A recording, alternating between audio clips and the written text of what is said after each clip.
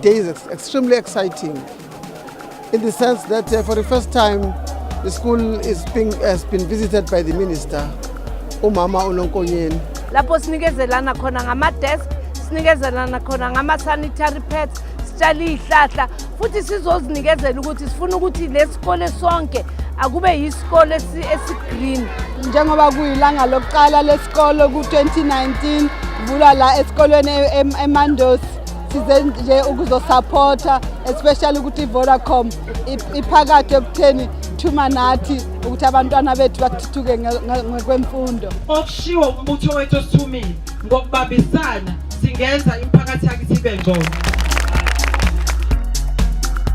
So thina sa propose ukuthi singadonate ama-toilets awu-2, eli-1 for abafana, eli-1 for amantombazana for lesikolo.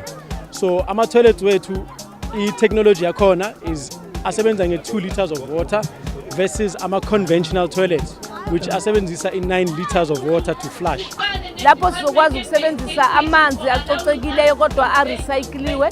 Lapho sizoba nama-toilet azoba khona, kepha kungase ama-toilet azodinga amanzi aphuma kumasipala wakuseThekwini, kepha sisebenzisa amanzi akwazi ukuthi azihlanze.